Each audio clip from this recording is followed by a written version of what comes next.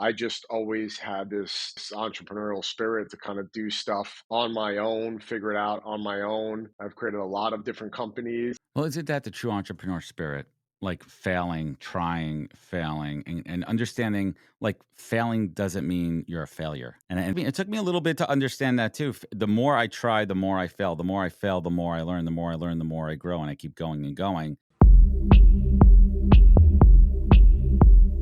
Welcome to the podcast, where we introduce you to incredible humans who share their journeys with the mission to inspire you to harness your own inner tenacity to drive your life and career forward. And now, your host, Adam Posner.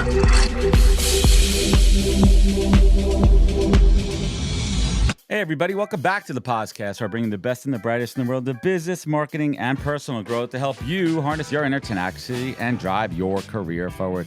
My guest today on the podcast is Dave Roloditz. Dave is a passionate and seasoned hospitality industry pro with over 20 years experience owning and operating a diverse range of food and bev establishments in New York City. From James Beard nominated and Michelin acknowledged restaurants, iconic bars and lounges, his experience spans across various concepts and styles.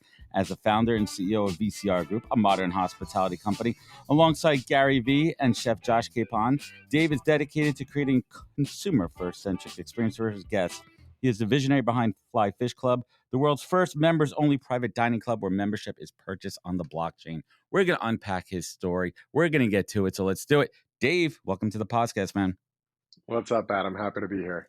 I'm excited because you're excited because you got a lot of shit going on, man. You have a lot of things in the hopper right now. But before we do that, let's do a quick little U.S. Open recap. I mean, the Open's not over yet. We're still in it. We're recording this in early September. But you guys are everywhere, man. Talk to us a little bit about what that vibe is and experience at the Open. Aside from the fact that I see Chef Capon literally delivering lobster rolls to like... Here's Everywhere. Jason Sudeikis. Here's Bateman, right? Like, that dude is... Everywhere. He's a frontman. He's a great frontman of the band. He's a showman, man. Josh wants a show. Josh is great in the show, and we try to give him the tools and the platform to be in the show. I would say the U.S. Open's been tremendous for us this year. I think a few things are happening. One, a lot of people know this. For those that don't, I am a very passionate, obsessive tennis fan, player. It's been in my life forever. So I was going to this tournament since I was a little boy, and now somehow kind of manifested to have some business overlap with my personal passion. So it's just like a really fulfilling thing for me to be there. We're paid to be there. We're networking. We're showcasing a product that we believe in, which is Flyfish. We're working with great people at the U.S. Open and Levy Group. You know, kind of at the end of the summer, there's a lot of people that are wrapping up their travel. People are getting ready for the fall. So for us, it's a good time. We've got a collection of restaurants right now, many that we've opened. Our biggest one that's about to open, Flyfish Club, and a couple others in the hopper for 2025. And for us, it's just a really powerful platform to be in front of our core audience going into September. Right now, before Labor Day, the city is kind of quiet. People are at the U.S. Open. They're feeling good. So it really is like a nice segue or moment for us to connect with people, let them know what's happening, and introduce them to concepts that we're about to introduce to the world in a couple weeks. I absolutely love it, and I'll fangirl for a moment here. I've been to Capon Burgers in Vegas. So when I went last time, I was there in March. I was staying across the street. I went right over, got a burger by myself, and it was delicious. Right, I'm a burger snob. I am a burger snob. That was delicious. I didn't get back to Edo. I'm going to try to do that. I'm back there in a couple of weeks in September. I'm going to try to make that happen there too. Been to Little Maven. Love Little Maven. Little Maven, what was fun, again, on the heels of the U.S. Open is that, like, we really kind of hit this tennis community. So we produce a lot of events at Little Maven on the heels of the Open, before the Open and during the Open. It became a little bit of, like, the players hangout. The afters. Everybody from Novak there. We had Ange Chabert, Rally Opelka, who's a good friend. And, really, we love the tennis community. We take care of them. They're enjoying our restaurant. So it's win-win. So let me ask you this. I have, it's so interesting too. I love the concept of hospitality. I love the restaurant industry. I love, we're foodies here in New York and travel. I would rather, like, when we have our anniversaries, we don't buy each other gifts. We take turns every year going to a different restaurant. That's what we do. That's kind of That's a our good move there. husband and wife dynamic right there. Right. That's what we love to do. But I have some legends that I love in the hospitality space. I have chefs that I love. I've had Will Goddard on the show recently, which I'll get to Yep. Will in a minute here. But I want to talk tennis. But another hospitality legend, Dave Grutman. Have you Yep. played Dave in tennis? Has it been Dave versus Dave yet? Can we make this happen? I have not played the Ooh. Groots. I am very familiar that Grutman is obsessed with tennis, and he's doing a great job as he broadcasts it to his million followers and has the who's who on it. My fan base isn't as big as Dave's, but Grutman, I welcome any challenge. Ooh, I I'll be like down in this. Miami. I'll be down in Miami in a few months, and hopefully Dave and I will connect on that. We'll make it happen. So let's hit the rewind button here, because this is what the podcast is all about. We talk about the story, man. And I've been doing this for a while. We have incredible entrepreneurs, business leaders, but I really love to hear how they got into it, their origin story, like their superhero story, right? Like, it starts with your parents. If you don't mind me asking, what did your parents do for a living? I'd love to hear how you got into this profession. My dad was an architect and engineer and essentially a developer, a real estate developer in Long Island. So he worked a lot and, built buildings. My mom was in fashion, in my early age. And then as I got, more in my, I guess later single digits, she started to work less and really kind of be around for us, with school and then, traveling to tennis tournaments and training and coaching and all of that. So very, very engaged family, very supportive family, but it was actually interesting to me. Like they didn't push me into anything.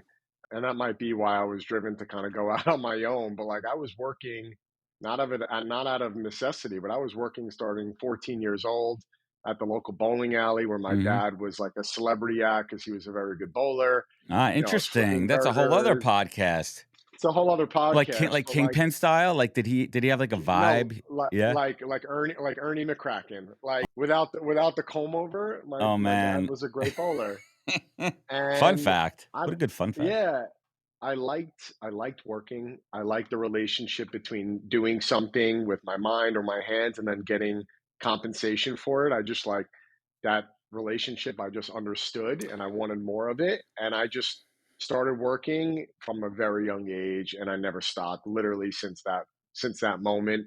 Pizza delivery guy, local bowling alley, created an event planning company, a nightlife marketing agency, owning and operating nightclubs, which then segued into owning and operating restaurants. Like So it just has not stopped. it has not stopped. And it's that drive, right? It's that drive that some folks have it, some folks don't. And like, I don't Yep, judge people. I don't judge people. Like, listen, my wife's a W-2 employee. I'm an entrepreneur. Listen, everyone has their groove. Everyone has what drives them for to do sure. it. Do you remember that early on in your working time, could be a couple jobs in, that first kind of hard lesson learned the hard way, that first real punch in the face in the restaurant hospitality industry? The first punch in the face was kind of like my master's degree. I didn't go and get a master's degree, in college. Right after college, the day I graduated, I moved into New York City. I was producing events in the city and had already started my nightlife kind of marketing company my senior year of college. And I would come back and forth from the University of Maryland on the weekend because my business partner was 1 year older. So he was already kind of set up shop in New York City. That was the birth of a company called Impulse Mm, Productions. And I would say my punch in the face was we opened our first bar and lounge when I was 21 years old, a few months after college. mm, We thought we were, equipped to do it, knowledgeable, cool. We thought we had all of the components. And in 4 months' time, we went out of business. I mm. did not realize that if I just give out a bunch of free alcohol to everybody I knew, that That's not going to work. that would not yield a good business, enterprise. So learned the hard way, had a lot of fun, and that was my first kind of massive mistake that helped me, not do that again. What was the shift like going from employee to manager to owner? Y- You know, outside of my teenage years when I worked at pizza places and the bowling alley, I really never really worked for anybody. That was like my teenage stints of being a teenager, and of course working for other people. But outside of that, I just always had this entrepreneurial spirit to kind of do stuff on my own, figure it out on my own. I've created a lot of different companies. I just, for some reason, I feel comfortable in that state, and I've just always gone with it. Well, isn't that the true entrepreneur spirit? Like failing, trying, failing, and understanding like failing doesn't mean you're a failure.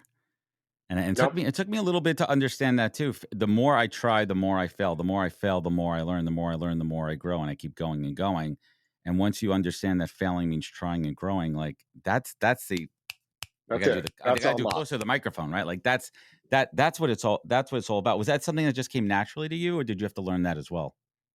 No, Because failing still I hurts, think a right? It still little. hurts when you fail and you put your Oh, heart for into sure it something. hurts, and in the micro moment, you feel ashamed, you feel embarrassed, you feel like, how did I mess this up? You feel, you don't want to promote that, and then I think when you zoom out of it, you get some perspective, you get a little bit of age, and then you're able to dissect the lessons that came from that. Hmm. You realize those moments are what going to help make the next project that much better. And I think for me, my biggest one, talk about failures or moments, was I owned a nightclub called Citrine in New York City. And, it was a hot spot. We were competing with all the big boys that Hmm. in New York City. And I it was lived our there. I had 10 one years year. there. Yeah, yeah. And it was great. And it was a lot of fun, a lot of good memories. And on our 1 year anniversary, the city of New York wrongfully shut down the club and said our second form of egress was not a legal Oof. form of egress. When you rewind a year and a few months earlier, we looked into that and officially got sign offs by the deputy borough commissioner of the Department of Buildings, Hmm. because we had questions about that. We had letters signed from them saying it was good to go. We had all of our permits and all of our sign offs. By the time the city kind of unwound this and realized that it was a mistake, we Mm. lost all of our customers. We lost a lot of our branding and image. And in that industry, it really, you can't get it back. And No. 3 weeks is like an eternity. And that was the moment that I was like, nightlife is not for me. I want to build tangible products. I fortunately happened to meet a great chef at that time, and that was my first restaurant venture, which was Empeon Taqueria in 2011. What a great spot too. And listen, what's the stats on the restaurant industry? What's the failure rate in New York City on the restaurant industry? I mean, I hear 80, 90%. I have so many thoughts on why that is, and it's pretty basic to me, but I think Well, it's there's business. not as many, well, it's business, but there's not as many barriers to entry. Hmm. So there's everybody that gets a little friend and family money from Uncle Bob and Aunt I want to Sally. start a restaurant. I have a That's grand right. Like, idea. tomorrow I'm not like I'm going to be a money manager, I'm going to be a No. lawyer. Like, there's things you have to do to become that, and I just think that people don't put in the proper attention and time and learning into what we do. And it's not luck that the groups that do well generally do well. Time, And they keep running it back and are successful because they know what they're doing. they they know have what they're doing. they have the tools and the resources like any industry. So I love it. And there's actually a great transition. So I recently read Will Guidara's book, Unreasonable Hospitality. Had Will on the show, and when I read that book, I really finally started to understand what the industry looks like and the work that goes into it, and him learning Yep. from Danny Meyer and so many amazing chefs within the industry. So let me ask you this, David, how do you define hospitality? I actually define it as the moments that are hard to define. I think it's everything outside of service. I mean, you had Will on the show, who's probably known as the best at that, and I want to believe that I display similar characteristics or a sliver of what Mm, Will is known for. I think it's the moments that make people feel special. It's thinking about what they might want without them saying it and delivering it to them. It's a feeling. It's everything outside of taking an order, bringing food or drink to a table. It's the intangibles. It is the way you make somebody feel. It is the emotion, and it is going above and beyond to create joy for people in every which way that you can do that, from writing a handwritten card to a special dish that you overheard they might want and giving it to them, to learning what their favorite dessert might be and bringing it to their table without request, to seeing an Exactly. elderly couple and calling an Uber for them and walking them into their car. It's the little It's things. doing what you're not supposed to do or what you're taught to do. It's actually like you need to have rules to obviously have everybody operate a business, but it's almost like the exceptions to the rules that you make all day long to make people feel special. I love that. And in Will's book, he actually quotes an employee who gave the definition, and I'm going to butcher it here for a moment here, but it's not black Let's and white, hear it. it's color. Hospitality is color. Hospitality is not black and white. Hospitality is color. It's what That's adds to it. exactly right. And that's what adds to it. What and just to wrap up this whole Will Guidara theme here, what are you unreasonable about in your business? What am I unreasonable about in my business? I think I'm unreasonable about anything less than 100%. I think I'm unreasonable where you do not put the guest first and at the highest level. I think I'm unreasonable with not giving 100% and just, you know, endless drive, endless follow up, endless Mm-hmm. planning. Like you can make mistakes all day long, which me and the team do all day long. What I think I'm unreasonable about is procrastination, inefficiencies, lack of drive, and people. I'm also unreasonable with my team with claiming value rather than creating value. I think it's very important to actually show over time that you could do a thing and do it well. And for the people that do that, it's actually the easiest negotiation with me because I want to hold on to those people. I want to Yep. incentivize and motivate those people. But, a lot of the times we'll be in an interview or a first week and someone like showed up on time for 5 days in a row and they're like, I think I deserve more or I want this That's a comp. bare And minimum. you're like, do that for 3 years and then give me a call. Consistency. Show up. Yeah. Um, so I think just unreasonable in regards I love that. to not putting your all. We are in a privileged position to have these businesses. Do the best you can every day and show up. Show up all the time. It's about showing up. So two other gentlemen that are unreasonable, to your business partners in VCR, Gary V and Capon. How'd you hook up with these guys? Yeah. So, and there's also a fourth partner named Conlin The that chef, is, Chef Connor, right? Sorry about that, yep, Chef Chef Connor. Connor. He's a chief culinary officer and also is a partner of the Guy's a company. And stud. he's a stud, and we were fortunate to bring him in, right really before the world heard about VCR Group and kind of like the opposite of the Capon effect, which allows us to have this dynamic or this combo of just really meticulous planning, designing beautiful kitchens, coming up with very awesome menus, being able to systemize and operationalize. The two of them are able to think about things from different sides, and that's why you're able to see Josh be this amazing showman and be kind of everywhere. That wouldn't be successful if we didn't have the opposite of that. That's really thinking about every single detail and allowing us to execute at a high level, and that's what Connor does. So, I mean, the story is fairly simple. Capon and I had run parallel for about 20 years in New York City hospitality life. He was Lord Bower and Me Company. I was a co-founder and operating partner of Empeon Restaurant Group. We always knew each other, always liked each other. And what I liked about Josh, different than other chefs that I knew, was I felt like his brand was very approachable. I thought Mm-hmm. he created great food, but that it was always craveable and it wasn't too chefy. It was accessible. It Um, was accessible, it was right? accessible but Yeah. still delicious, had enough creativity. And, we're doing this to build businesses. We're doing this to create products that people want, not force our own agenda onto the consumer. I moved out to an area in Bergen County and Josh actually lives he's a neighbor in the town over. So over COVID, we were spending a lot of time just talking, and I Interesting. think he was thinking about what he wanted to do next and if, he was going to, continue, and everybody kind of came up for air and was, I think, reassessing their life.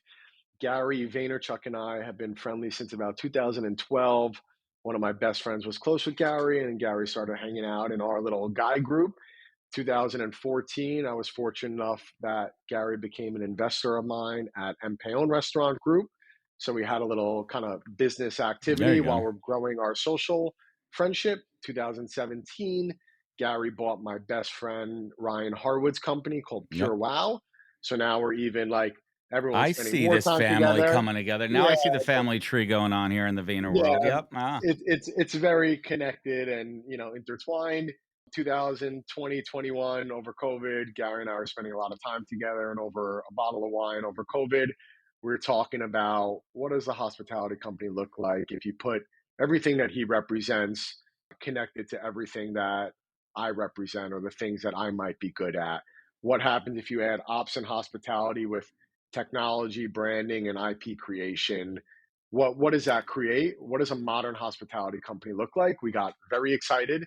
We committed to each other that day. A few months of kind of sketching it out. I told Josh Capon about what Gary and I were about to do, and Josh was very excited and I committed can as well. imagine. That was, the birth of VCR Group, which is our initials. And fortunately, Connor Hanlon joined right after that, but before any of our products were really created. The C is for Connor. And the C is for Connor / Capon.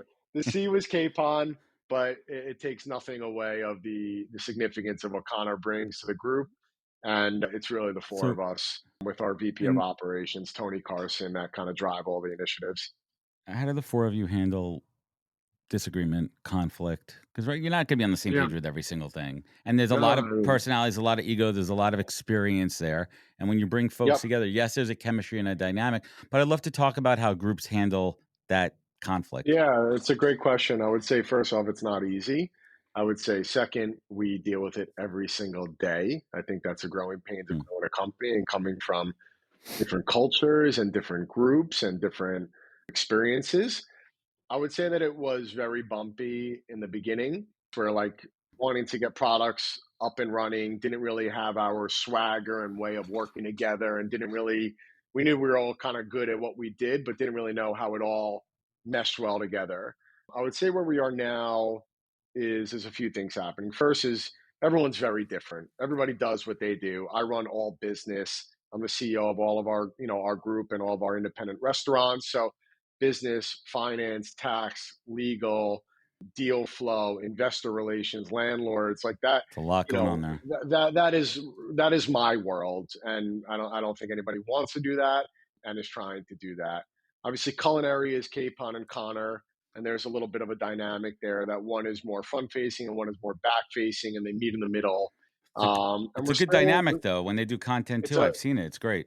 The combination is incredible. It creates a compounding effect that is 1 + 1 = 5. Yep. That being said, to say that there isn't the growing pains of learning where that starts and ends for each of them, it would be misleading.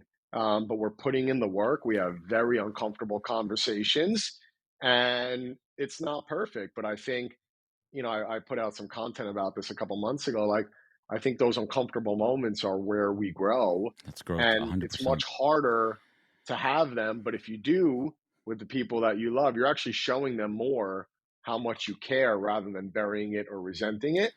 Gary, it's undeniable what Gary does, and no one's really questioned that. So I think we all live in our respective silos. I think then we all empathize and try to understand each other's perspective as best as possible and where they're coming from. Everybody does have their jurisdiction.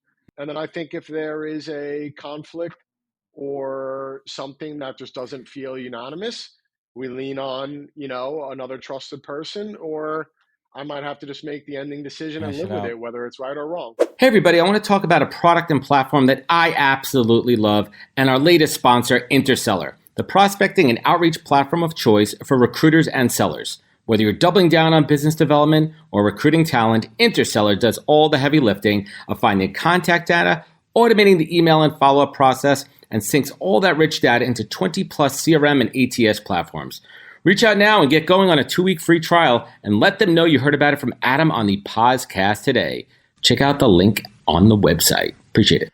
That's how you do it, folks. So let's get into it. Flyfish Club. First of all, what does the name mean? Where did it come from? And let's dig into this concept because I love it. It's membership, but it's also like, and I've been watching the video. First of all, Nick Dio, content master. I love Nick. He's fucking legend. Dio's the best. Dio is the man. He is the relationship king. He gets it. We'll get to that in a second here. Yeah. I love what I'm seeing is this old school classic, classic but modern but accessible. It has this, you want to be there, right? It has that, but Yeah. that old school, but in a good way kind of feel. But rewind to my first question because I kind of went off there. What does the name mean? Where'd it come from? So we created a concept for the US Open tennis tournament back to tennis called Flyfish, which was a casual seafood concept that was like lobster rolls, ceviches, oysters, shrimp cocktail, like I'm in. easy but high quality, because a lot of stadiums and arenas just kind of put out the fried food, and we wanted to do something a little bit more thoughtful. So we Elevated. created that concept, and that name came from Connor is actually a very big fly fisherman, and we love seafood. That was the white space at the US Open, so we came up with Flyfish. We're at Flyfish at the US Open. It's our first year. This was now 4 years ago. Everything came to life. The branding is dope. The umbrellas look great. Everything just kind of felt cohesive, and people are taking pictures, and we're like, "Oh, this is so cool, Flyfish!" And like we saw this new thing that we conceptualized come to life, and we're like, "This is dope."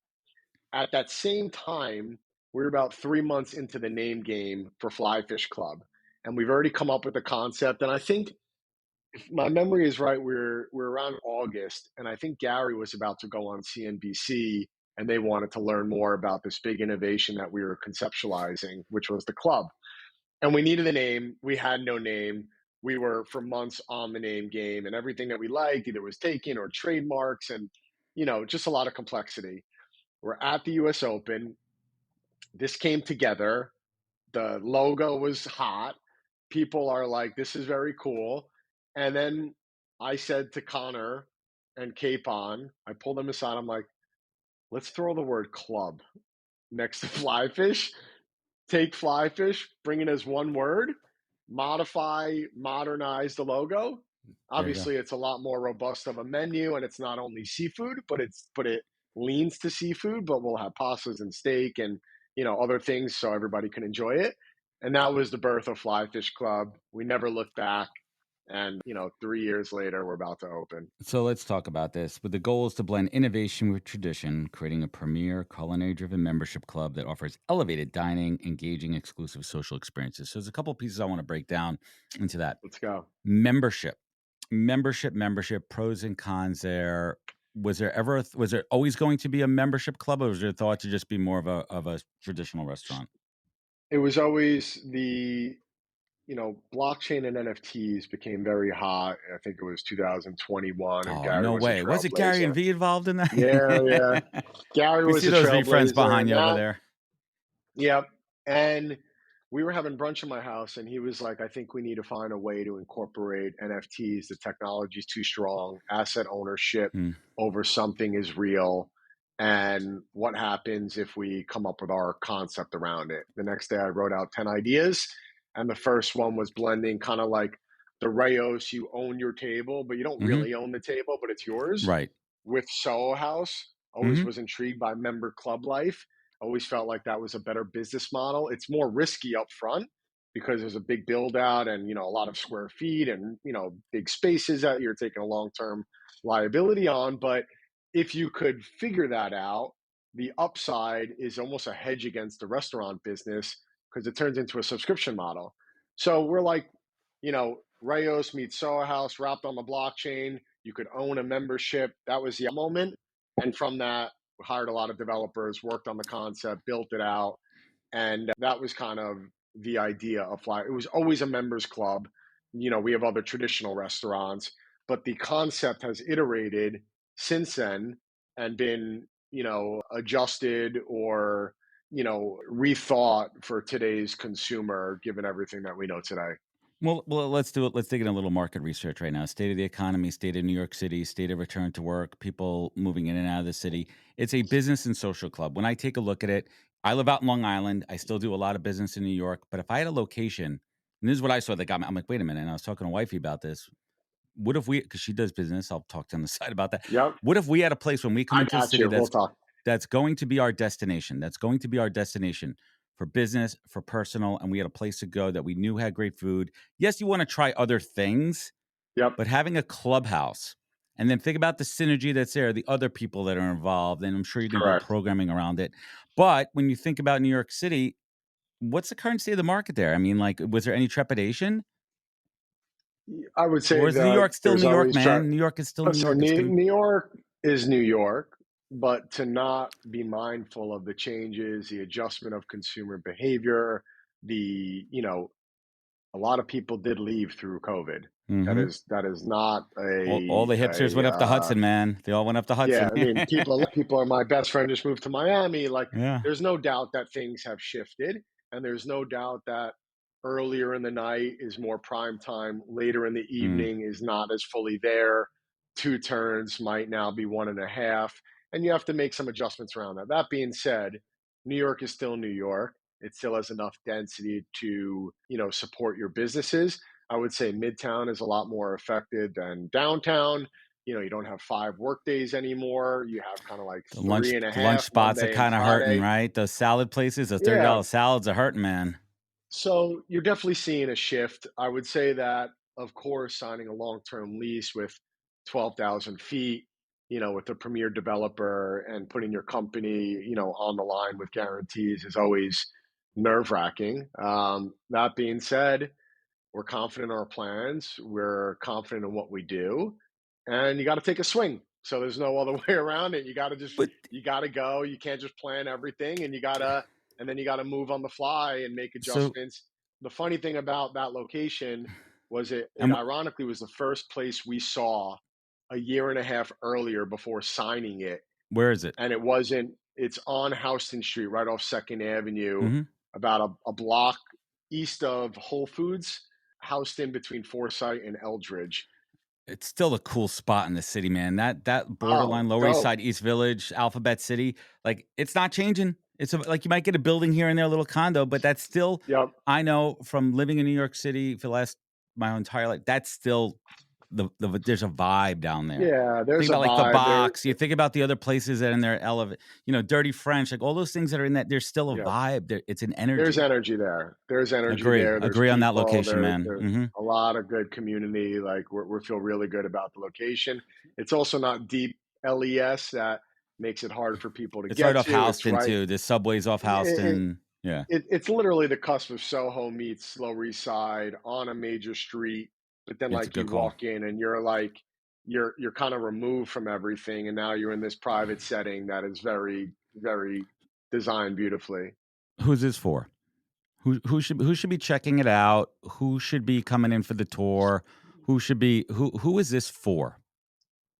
The funny thing about ours, people asked me this the other day, and I fully believe this. I think our community is a little bit different than some of the other ones. Soho House was all creatives and not finance, and ZZ's has their thing, and Casa Chip has their thing, Mm-hmm. and Zero Bonnet, and they're all respectfully great and do what they do. And I think everybody could play in the same sandbox, and do what they want to do. I think ours is like inclusively exclusive. I think that clearly, I you like need to that. have a few extra $1,000s a year. So I think, somebody that has a little bit of disposable income and Mm-hmm. likes elevated food and beverage, I would say that, we're definitely more culinary driven. I'm not knocking or saying that we're better than other ones, but I think we're putting food and beverage on a pedestal. We have live programming and an entertainment and lounge floor that there'll be live music, bands, jazz, up and coming people perform there, comedians, etc. It's gonna be great. So I think it's everything from entrepreneurs, creatives, artists, technologists, C-suite execs, you know, some post college. I think it's people that like good food and beverage, want to be in a place that feels really good. It's designed like, of course, you want to be in a space that makes you feel good. You hear a great song. It's designed really thoughtfully. Like you want to feel like you're in the right spot, and we've done that. It's cool. There'll be all of that. That being said, I think it's someone that wants to be treated well. There's going to be no ego or shtick behind Yeah. us. Everything is wrapped in humility. We're grateful Well, for the opportunities. People are going to come there. We're going to be grateful that they're there. We're going to treat them well. We're going to serve them great food and beverage. We're going to give them value. It doesn't mean that things aren't going to be priced accordingly, right. but like our omakase spot, Ito, is $295 a person. our comp set of our peers charge $400 to $500 a person. So at Ito, even though it's expensive, you can still create Value. value for our consumer set. Everything we do, we don't want it to be egregious. We don't want it to be apologetic. We want to wrap everything in value. And we believe if we do that and we wrap that in humility and we say thank you and we smile, that is a part of our business model that creates the demand. So how does the membership model work? Let's break it down. So we're running parallel with two strategies. We've introduced this as a blockchain. At that time, it was a blockchain only members club. People bought their membership on the blockchain. They own it and they could do what they want with it. Very proud of that innovation. Yeah, you could sell it. You could sell it. You could transfer it. You could the value. It's a market. It's for what people want to do with it. The goal was always utility. No matter how much we preached that we wanted people to use it, and that was the intent of it. Some people bought it for other reasons. We had no influence over that. But we also learned enough throughout the course of the next few years between then and now to understand that market conditions are a little bit different. The optics around crypto or blockchain, some people love it, some people don't. And we need to come up with a business model that will work for the next 10 years. So we respect, appreciate, and support the blockchain piece that we've done. And we're providing endless benefits and access and extra love and hospitality for all the people that got involved early on. And we're excited about that innovation. We are not departing from that. We're doing that very well. And we've got a whole thing going on there. Then we've introduced a traditional model, which is what all the like-minded clubs that you know of do, which is, there's an application, you get vetted, you pay an initiation, you pay an ongoing due, and you get access. You don't own your membership, but not a lot of people care about that. And that vehicle kind of removes a lot of the friction around the blockchain. Some people don't want to buy cryptocurrency. They don't want to MetaMask. They don't want to convert it. And I respect that. So You're giving options. We needed to iterate. We didn't depart. We now have both, but we're leaning into the traditional side. We're not selling more blockchain memberships or NFTs.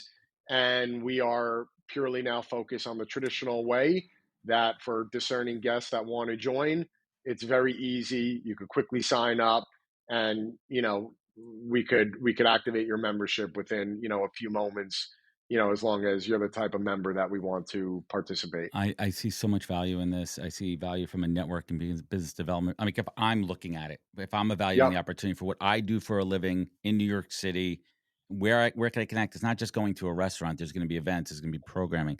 It's a place to take, friends and clients and really make it a destination. 100%. And I love it. What's keeping you up at night about this project?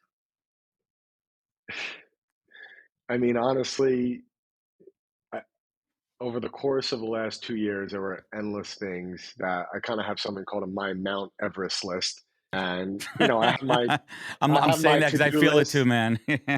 Yeah, I've got endless to-do lists and ways that I stay organized and stay disciplined every day to do what I need to do.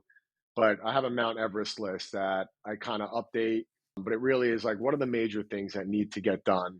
They're not going to happen overnight. They're not even going to happen every quarter, but they're like the ongoing North Star that are the biggest things that then every to-do list and action is working towards. I had about 6 or 7 things starting the earlier part of 2023 that were massive. Everything from obtaining a liquor license to, building out the club, to building the member base, to a lot of other things. There is a complexity. I'd be misleading anybody to say that because of our innovation, and which we're proud of, created other complexities, the technology around it, how to connect that to a members club, and really like how to make that membership journey thoughtful and how to make it seamless. But I would say the liquor license, because we needed to build this club and spend 8-digit millions of dollars building this place out. And you need to do that. You don't just get a liquor license, unless the place was an existing place within the last 2 years. You have to you're not transferring. We're not transferring it. So this was a process. It took about 1.5 years to get it. and it kept me up all night, and we got it in our hands physically 2 days ago. Love it. So that was a big moment, and that definitely kept me up at There you go. I night. get to use the applause button. So Dave, let's bring it home here. I can't wait to check it out. I'm excited for you guys. And again, the other part keep you up is volume, right? You have to make sure that we get memberships in there. Yep. This is a business. This is a business operation. So let's bring it home here. 2 questions I love to ask every guest. Dave, what is the single greatest piece of advice that you've received that you take action on every day? Gary has preached this for a while. I think I used to say it just to say it. Now I finally actually believe it and trust it, is patience.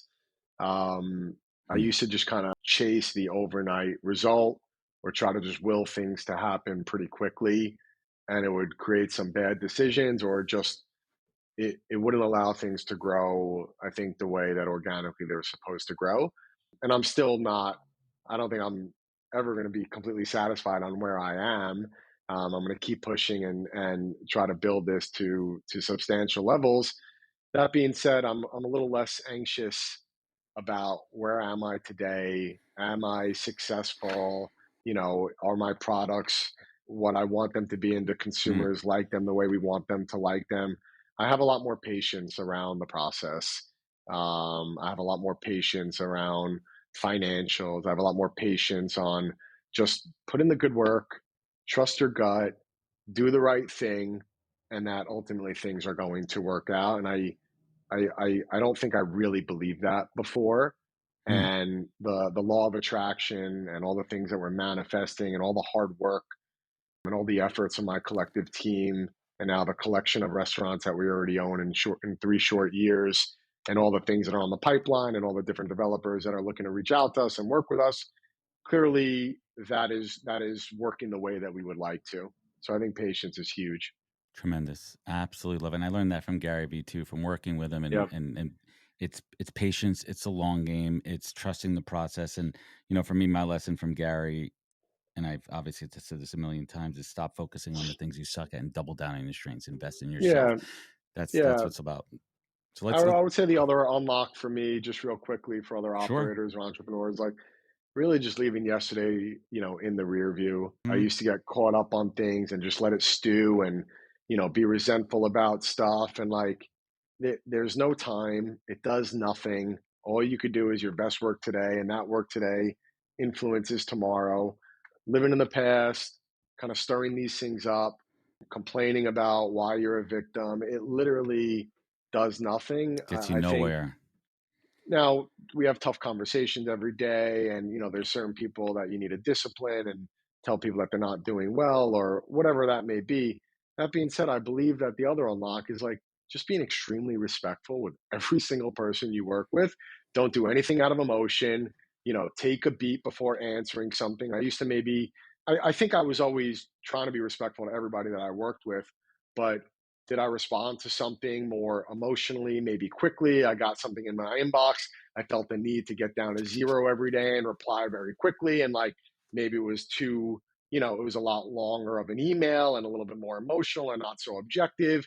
And now I think, again, from Gary, I've really learned empathy a lot better, learned to think about the other side, what they're going through, and just be respectful with everybody that you're working with, no matter Solid what. advice. You could tell somebody that you're not happy with their results, that they're not doing a great job, but do everything thoughtfully, give people the time, show up, do it with care, give people the moments that they deserve to speak about what is important to them, and then come up with solutions. That's what it's about. Dave, last but not least, how do you Shoot. define success? Hey, God, I think I've had this wrong for a long time too, and I think it was all, for me, wrapped up to financial, where I was or what I'm making or all of that. I think the unlock for me here, as of the last couple of years, is to wake up and to be driven and to feel good about what I'm doing. Because then, if I'm passionate, I'm authentic about what I'm creating. And then most likely people are also going to gravitate towards these projects because they're designed and built with love and care and passion, and we're thinking about our consumers. So I think if I'm not kind of chasing these financial goals, or I'm not just phoning it in, and I really wake up the way I have been, then I'm excited to go to work. I'm excited to be with my teams. I'm excited to spend time. I believe in what I'm selling. There's nothing wrong with selling. I sell No, you endlessly do. all day long. I sell for 12 hours a day. That being said, I believe in every single thing that I'm selling, and I believe that it's value add for the people on the other side of that transaction. And I think if you get there and you're excited about it and you believe in it, then it creates a place that you're unstoppable. Love it. So, and I feel like I'm not there, but I feel a lot more in this place that I'm confident, I feel good about it, and I wake up excited to go to work. And I think that for me right now feels successful. Love it. Absolutely love it. I want everyone to check out a Flyfish Club if you're in the New York City area. If you do business in New York, you live in New York, got friends in New York, where else can folks connect with you? Where could they learn more? Appreciate you. Where could they connect with you, Dave?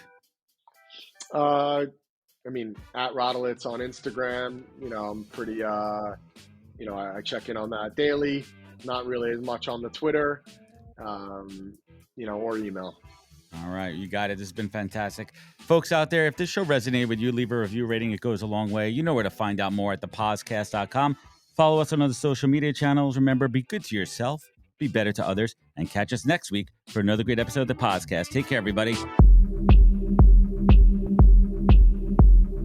Wisdom is forever, but for us, it's time to go. Thank you for joining us.